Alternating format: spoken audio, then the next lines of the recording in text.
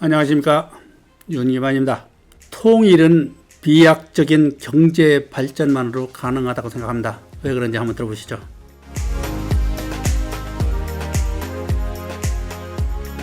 수많은 남한의 일방적 노력과 지원으로 북한과의 대화를 해보려고 부단한 노력을 해왔습니다. 지금까지.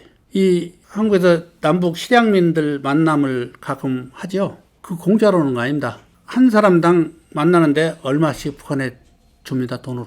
주고 만나는 겁니다. 그게 돈 액수가 어떻게 결정되느냐에 따라서 실향민의 만남과 만나지 못함이 결정이 됩니다. 돈으로.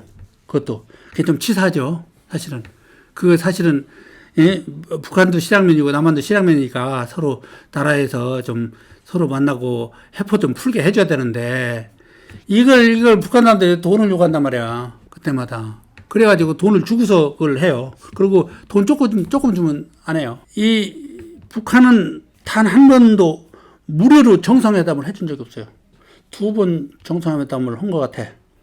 내가 보기에 그 김대중이가 한 번 갔고 노무현이 한 번 갔는데, 그리고 이제 최근에 문재인이가 한 서너 번 만난 것 같아요. 그것은 돈을 조금 덜 받고 해준 것 같아. 왜 그러냐면 트럼프가 껴 있었거든. 북한에서도 트럼프가 회담에 참석하는 것 자체가 북한 핵을 인정을 공식적으로 받는 것이고, 그 다음에 자기 국제 광고 효과가 있기 때문에 돈을 그렇게 많이 안 주고 한 것 같아. 이번에 문재인은.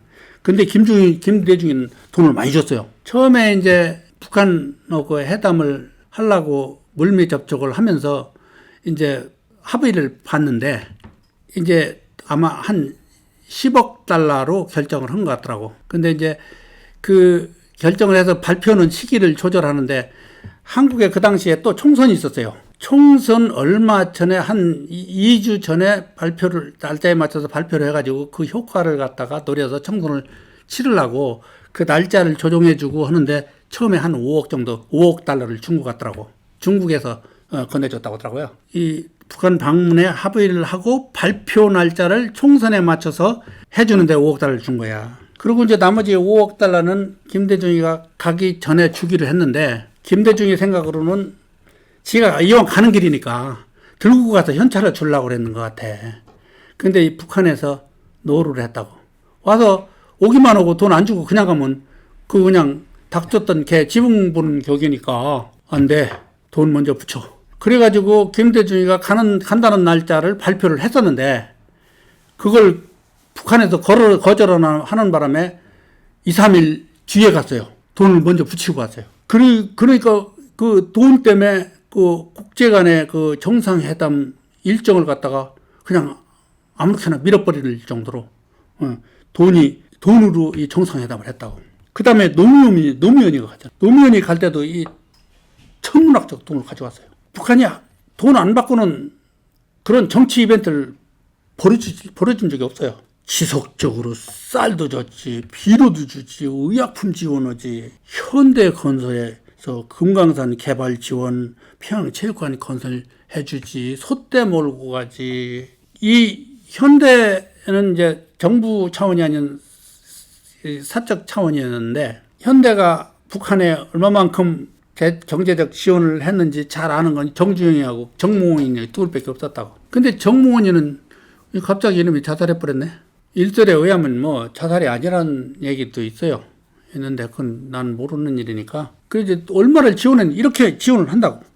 거기다가 개성 공단 남한에서 다 지어졌어요. 거기 전기 수도시설 다 해주고. 전기 시설 시공만 해준 게 아니고 지금까지도 무료로 제공하다.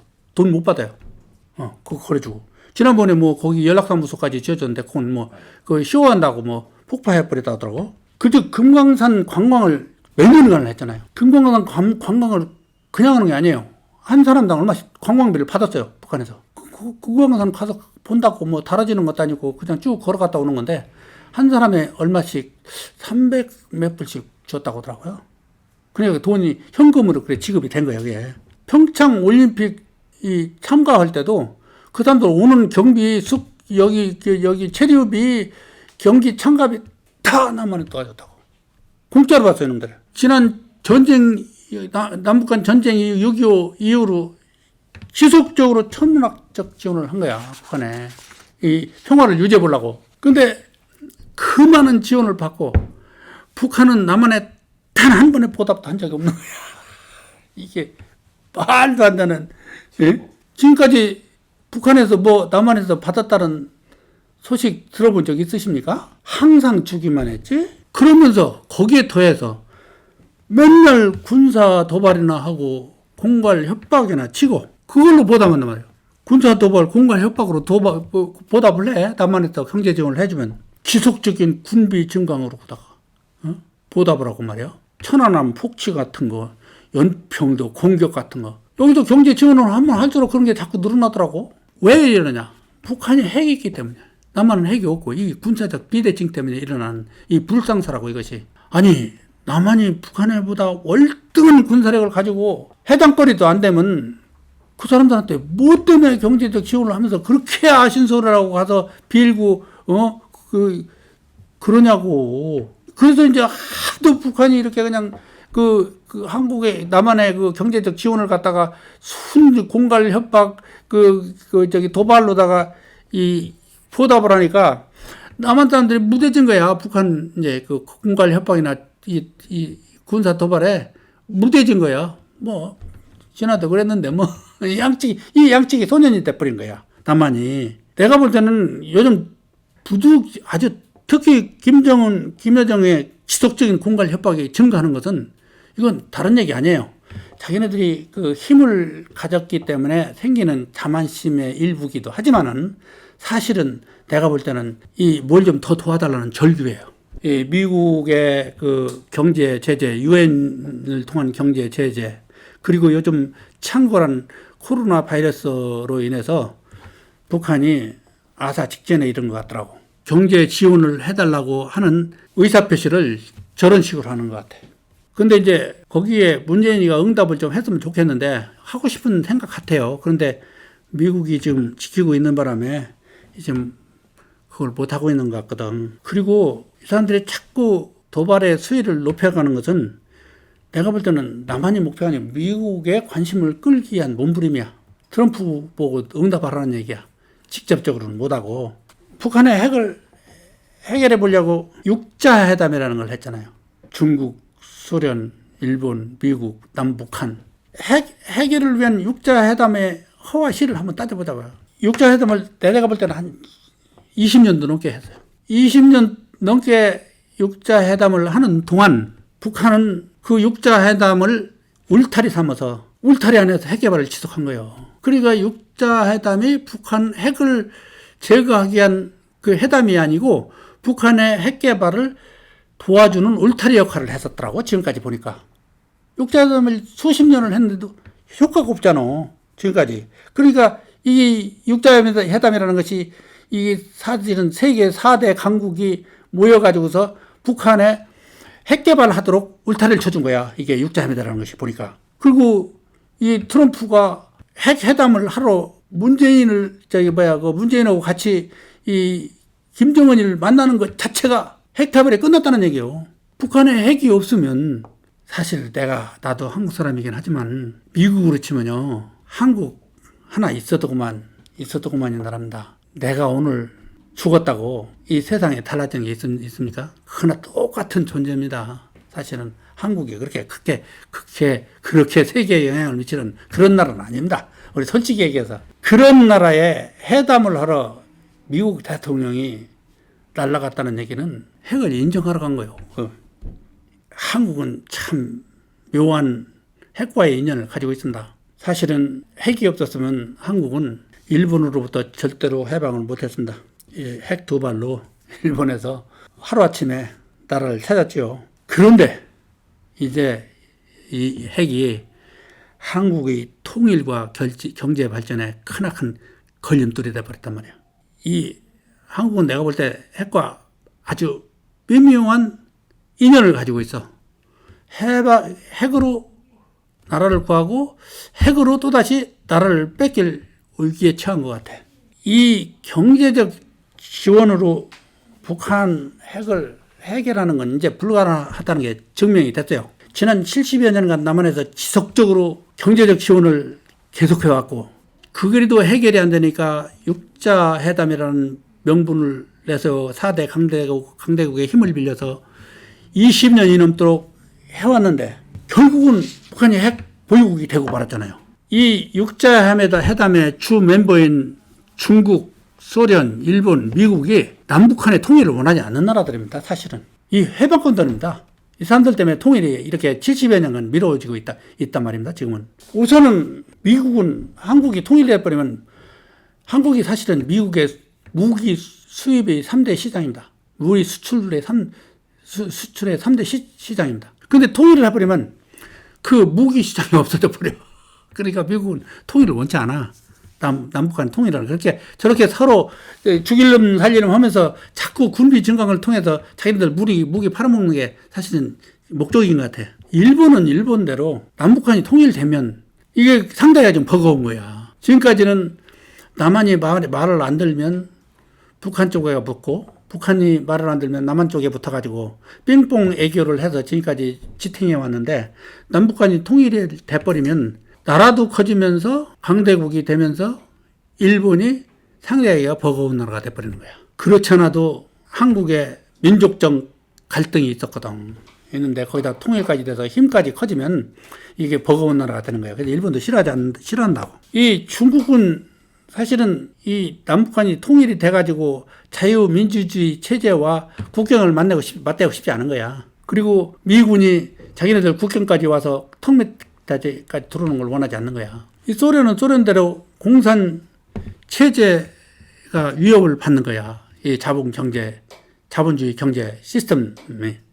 그래서 이게 이 네 나라가 다 사실은 육자회담으로 핵이나 어떻게 없애보려고 노력을 했었지 한국의 통일을 위해서 그 사람들이 육자회담을 한 건 아닙니다. 그래서 이제 북한의 핵 포기는 불가능해졌어요. 내가 볼 때는 무슨 방법을 써도 북한의 핵은 포기를 하지 않습니다.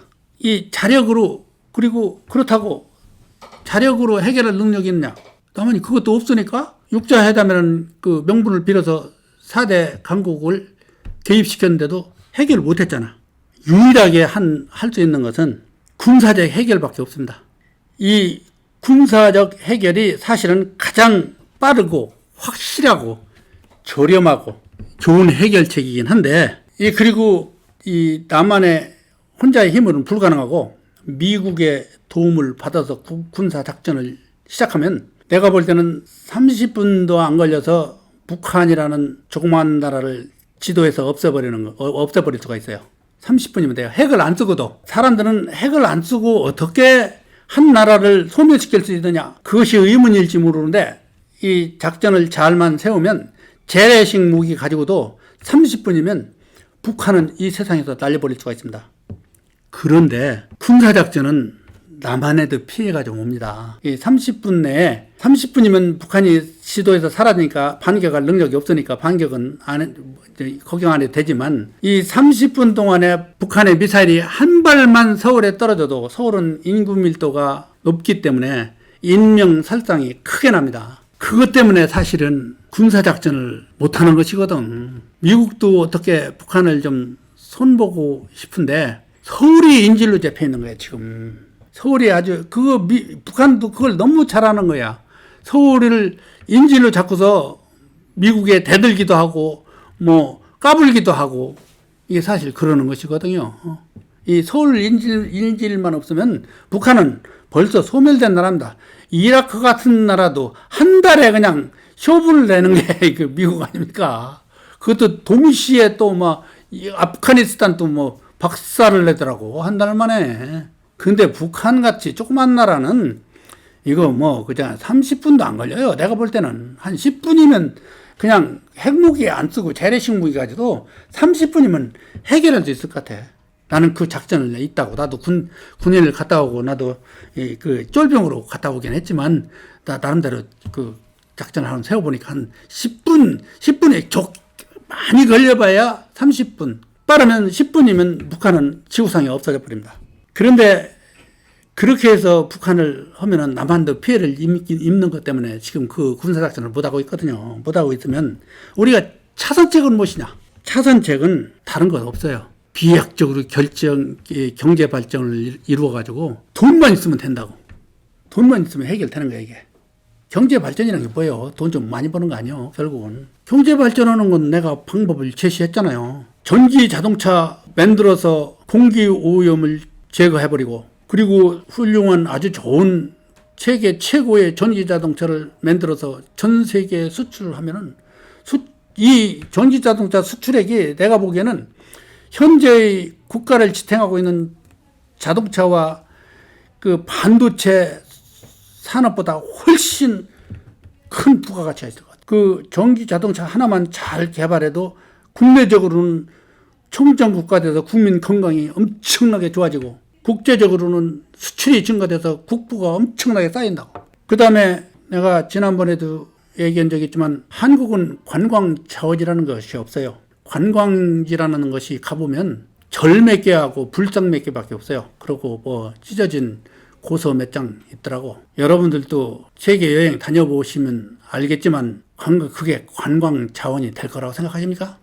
우리 솔직하게 하고요. 그거 별로 한국 안 옵니다. 세계 관광객들이 한국을 오게 하는 최고의 관광 상품은 믿을 수 있는 나라, 그거밖에 없습니다. 그 사람들이 한국에 와도, 한국을 몰라도, 한국 지도를, 지형을 몰라도 절대로 피해를 입지 않는 정말 신뢰할 수 있는 나라를 만들면 관광객 오지 말라고 해도 옵니다. 그러면 내가 볼 때는 지금 현재 최고의 관광 유물을 가지고 있는 그리스나 이태리, 스페인, 터키, 이집트, 이런 나라들보다 훨씬 더 큰 관광 상품이 될 것 같아. 거기다가 정치 개혁을 이루어서 선도적 역할을 해준다면, 전 세계에 보여준다면, 정치 정치력을 보여준다면 관광객이 안 올 이유가 없죠. 우선 현재로도 남한만 따져도 세계 10대 강국입니다. 군사적으로나 경제적으로 한 10대 정도 되는 것 같은데, 관광객들이 안 올 이유가 없어요. 그런 거 없어도 하와이 같은 거 가서 하와이도 바다밖에 볼 게 없습니다. 가보면 화산 터진 거 몇 개 하고 바다밖에 볼 게 없어요. 그래도 거기를 가다습니까? 왜? 청정국이거든. 거기가 오염이 없는 나라거든. 바다가 있어, 태평양 가운데 있어가지고 오염이 없는 나라야, 그 나라가. 그렇기 때문에 하와이가 그렇게 유명한 관광지가, 피지섬 같은 거. 한국도 사실은 삼면이 바다라고요. 그리고 정치적으로 발달돼 있지, 공기 좋지, 믿을 수 있지, 왜 안 오겠습니까? 이거보다 더 큰 관광 상품은 없습니다. 그래서 이걸 비약적으로 경제 발전을 이뤄가지고서 이 주변의 4대 강국에게 우리 분단국 상태와 통일 상태의 자기네들의 나라에 돌아가는 이익을 손익계산을 해주는 거야. 어떻게 해줄 수 있느냐? 우선 중국을 보자고. 국경을 맞대고 있는 중국. 우선 통일이 되면 그 압록강에서 가장 가까운 단둥이 국제적인 도시로 변모합니다. 엄청나게 발달한다. 교역이 늘어나기 때문에.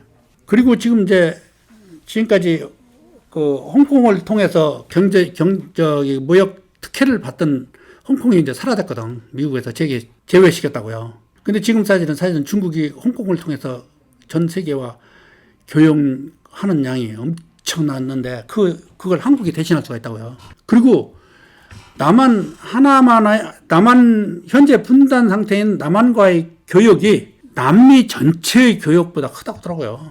교역량이. 그런데 남북한이 합쳐진 교역량은 얼마나 더 커지겠냐고요.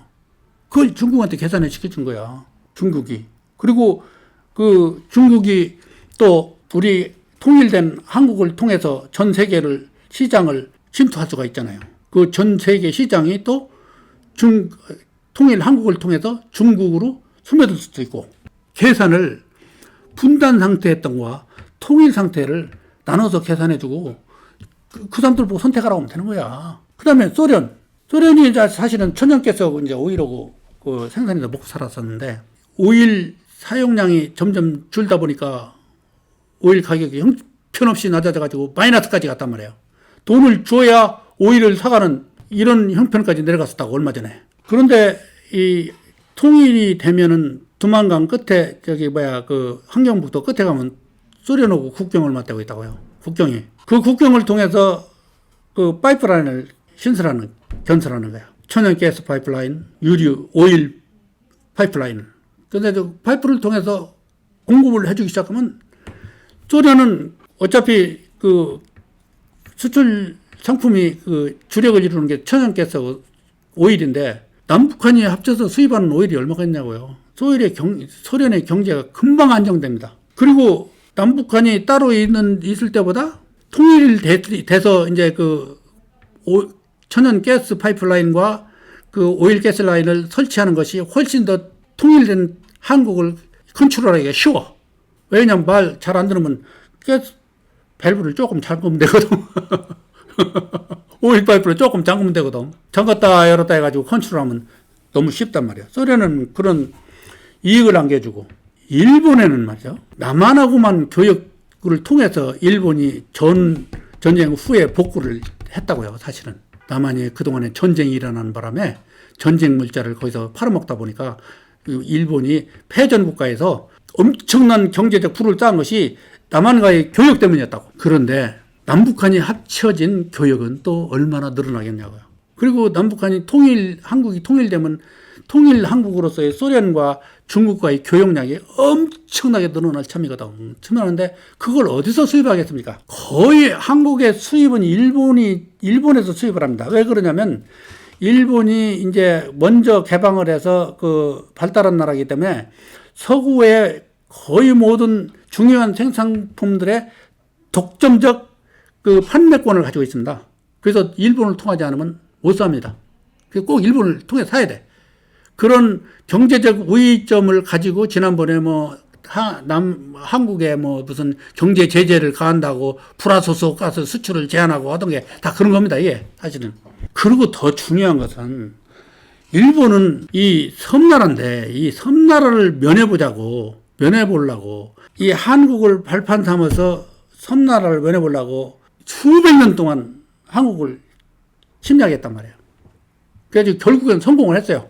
한국을 먼저 차지하고 거기 한국에서부터 소련과도 전쟁하고 중국과도 전쟁하고 해서 동남아 다 먹어버렸다고. 그게 그 사람들이 이제 군사적 강국이기에서 힘이 있었기 때문이기도 하지만은 국민적 열망이기도 하거든. 섬나라를 면하고 싶은. 근데 남북 통일이 되면 일본에게 해저 터널을 허용해 주는 거야. 지금 사실은 프랑스하고 프랑스하고 영국 사이에 해저 터널이 있거든요. 사실은 역사적으로 따져보면 프랑스하고 영국은 100년 전쟁을 한 나라입니다. 그런데도 다 요즘 시대에 부응해서 해저 터널을 만들어가지고 두 나라가 엄청난 양쪽 발전을 이루고 있거든요. 일본하고 한국도 그러지 말라는 법이 왜 어디에 있느냐 이런 얘기야. 그리고 중간에 중요한 것은 그 대마도라는 그 중간 지점이 있기 때문에 거기를 통해서 이렇게 해저 터널을 가장 가까운 지점을 통해서 하면은 언제든지 가능하고 해저 터널을 뚫으면은 일본 신칸센이 서유로까지 갑니다. 해저 터널을 통해서 남한을 통해서 이제 통일된 한국을 통해서 중국을 통해서 서유로까지 갑니다. 아프리카까지 갑니다. 그게 경제적으로 상상이 안 되는 계산입니다. 그리고 국민 정서적으로 이 섬나라를 면하는 거예요. 대륙의 일부가 되는 거예요. 이제 터널을 통해서. 그런데 왜 반대를 하겠냐고. 지금까지는 남북한이 통일되면 상대에게야 버거워서 통일을 반대했지만 이런 이득을 계산해 주면 그 사람들이 반대를 할 이유가 없습니다. 반대하면 그건 좀 바보죠. 내가 볼 때는. 미국을 보자고요. 미국이 한국의 통일을 반대하는 것은 자기네들 무기 시장을 잃기 때문입니다. 남북한이 지속적으로 서로 적대 관계를 유지해야 계속해서 무기를 팔아먹거든요. 그런데 통일이 되면 한국은 중국과 소련을 국경을 맞대는 나라가 돼버립니다. 근데 아까도 얘기했지만 군사력 비대칭은 절대로 평화가 이루지 못합니다. 그렇다고 한국이 아무리 노력을 이 작은 국가에서 아무리 노력을 해도 소련과 중국을 능가하는 군사력은 가질 수가 없습니다. 불가능합니다. 그렇기 때문에 이 소련과 중국을 능가하는 군사력을 갖지는 못하더라도 최소한도 인도와 파키스탄의 관계는 유지해야 될 거 아니야. 파키스탄도 인도에 비교될 나라가 아니지만은 핵을 보유했기 때문에 평화가 유지되는 것이거든. 통일 한국이 어느 정도 평화를 유지할 정도의 군사력은 가지려고 하면 소련과 중국을 막아낼 군사력을 가지려면은 무기를 얼마만큼 더 수입을 해야 되겠습니까? 근데 그 상대 국가가 소련과 중국인데 그 무기를 중국과 소련에서 사와가지고 되겠습니까? 미국에 싸워야지. 비제해가지고 싸워야지. 그럼 미국은 남한이 분단돼 있어서 혼자 있는 수입국보다는 통일된 수입국이 엄청난 무기 시장이 되는 거야, 이거야. 그걸 계산을 해줄 줄 모른다고. 이게 애교력이 없다는 얘기야, 결국은. 그런 계산, 요즘 컴퓨터가 얼마나 발달했는데, 이거 컴퓨터 다루는 사람은 하루면 다 계산합니다, 이거, 계산은. 슈퍼 컴퓨터로면 한두 시간이면 다 할 것 같아. 계산해서 분단된 상태의 한국과 통일된 한국이 자기들에게 미치는 국익이 어떻게 다른가. 이걸 계산해 주면요. 사국이 중국, 소련, 일본, 미국이 반대할 이유가 없고 남한이 통일을 하기 싫다고 해도 시켜줄 겁니다.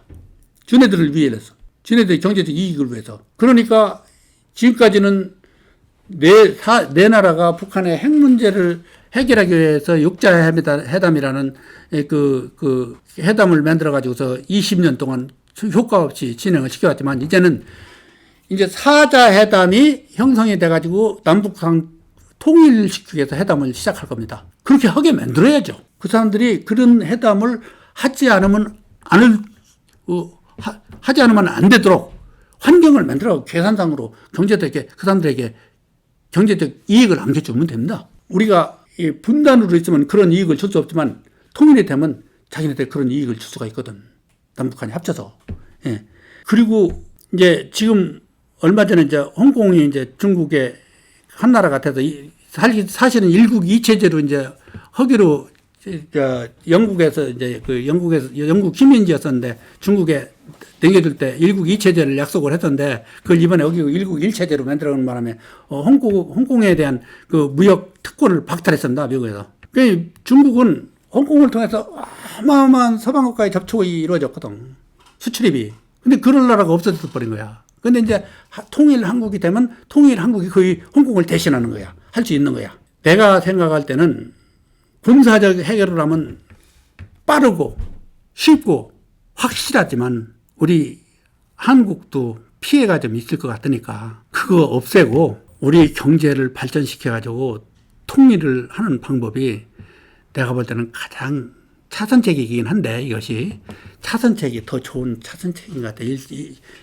1차 선택보다는 차선책 경제 발전을 통해서 군사적 해결보다는 경제적 해결이 훨씬 더 좋은 방법 같아요. 경제적 해결을 하려고 국내 경제를 발전시키다 보면 국가 경제도 좋아지고 국민도 잘 살게 되고 통일도 되고 얼마나 좋으냐고 이게.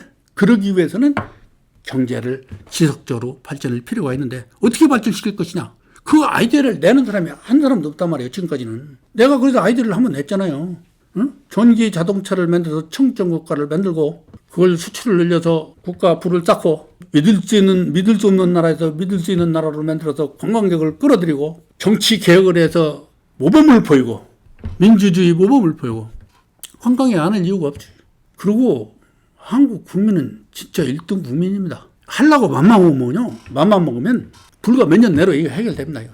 한국이 북한하고 대결해서 절대로 못 당하는 딱 한 가지가 있습니다. 뭔지 아십니까? 북한은 임기가 없어요. 북한 정권은. 남한 정권은 임기가 5년입니다. 5년 만에 자꾸 이제 정권이 바뀌어 나가서 뒤죽박죽이 돼가지고 사실은 한국이 훨씬 더 경제가 발전할 수 있는 국가였었는데 그걸 못한 것이 임기 때문에. 임기 문제는 북한하고 비교가 안 돼.